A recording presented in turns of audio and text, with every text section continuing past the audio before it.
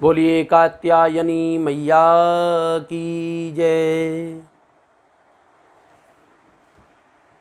उत्तप्त हेमरुचिरां रविचन्द्रवह्नि नेत्रां धनुस्सरयुताङ्कुशपाशशूलं रम्यैर्भुजैश्च दधतीं शिवशक्तिरूपां कामेश्वरीं हृदि भजामि धृतेन्दुलेखाम्।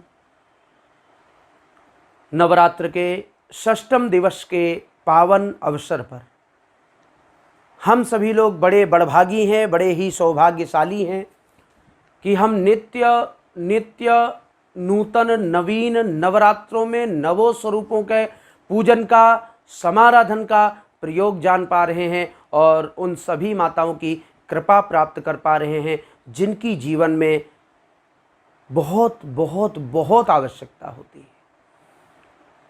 नित्य जिसका सुखदायी हो, मन जिसका स्थिर हो, दिमाग जिसका तेजस्वी हो, कार्य जिसके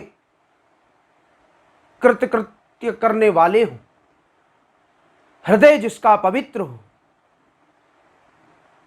जिसके ज्ञान तत्व के माध्यम से परम तत्व का चिंतन हो रहा हो, ऐसे व्यक्तियों के लिए परमात्मा सदैव तत्पर रहते हैं।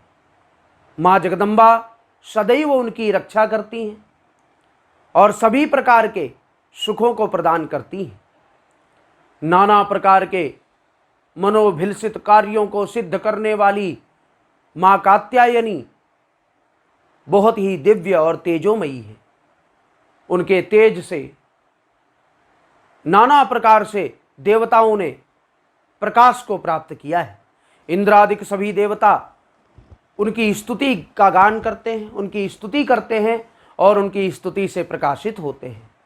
देवताओं का कार्य सिद्ध करने के लिए देवी महर्षि कात्यायनी जो ऋषि हैं, कात्यायन ऋषि ने देवी का कई वर्षों तक निरंतर ध्यान किया, तपस्या की, पूजन किया और उनको प्रसन्न किया है।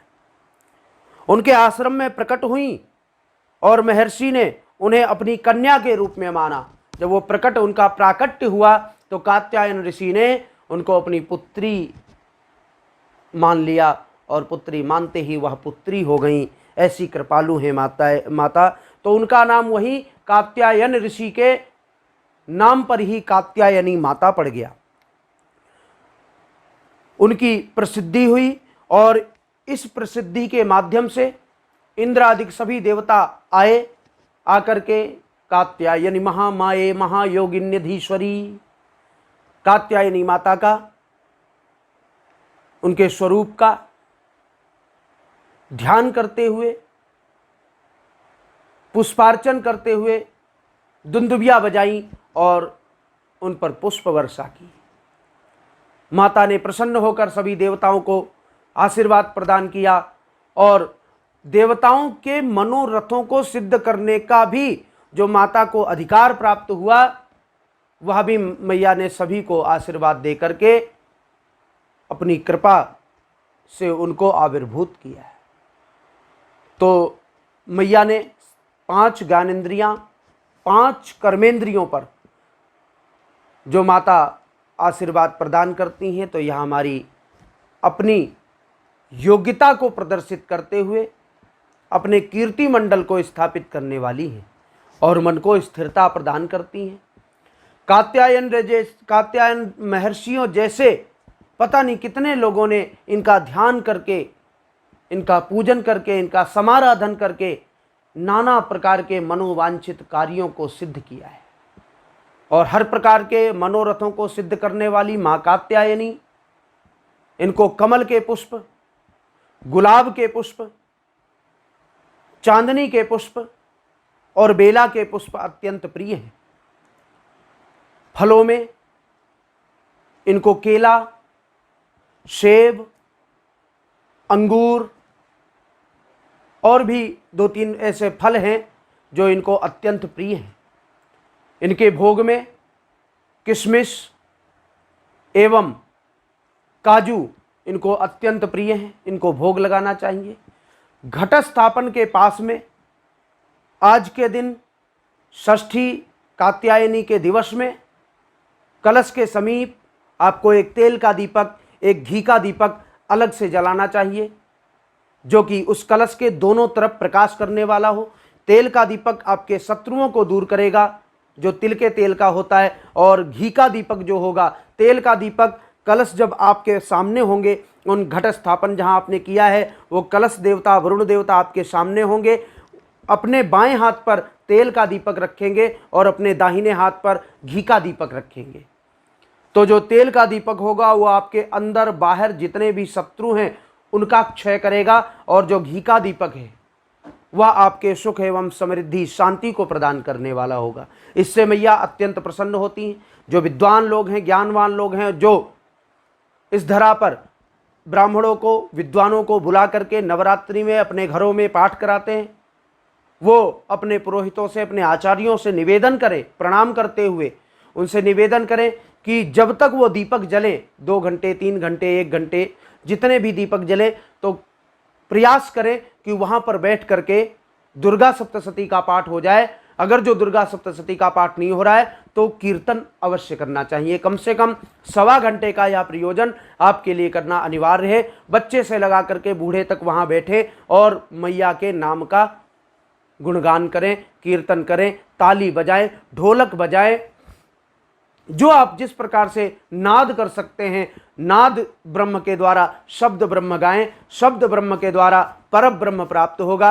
जब आपको वह प्राप्त होगा तो निश्चित रूप से जिस प्रकार से माँ कात्यायनी मैया ने देवताओं को रिद्धियां सिद्धियां प्रदान की हैं, आपको भी रिद्धियां सिद्धियां प्रदान करेंगी। और हर प्रकार के, आपने देखा होगा, कई प्रकार की महामारियां आ जाती हैं, कई प्रकार के रोग उत्पन्न हो जाते हैं, और कई प्रकार के रोगों को मनुष्य नहीं झेल पाता है और अनायास ही उसके साथ में कुछ ना कुछ घटित हो जाता है। उन घटनाओं से दूर रखने वाली भी कात्यायनी माता हैं, क्षय को दूर करती हैं,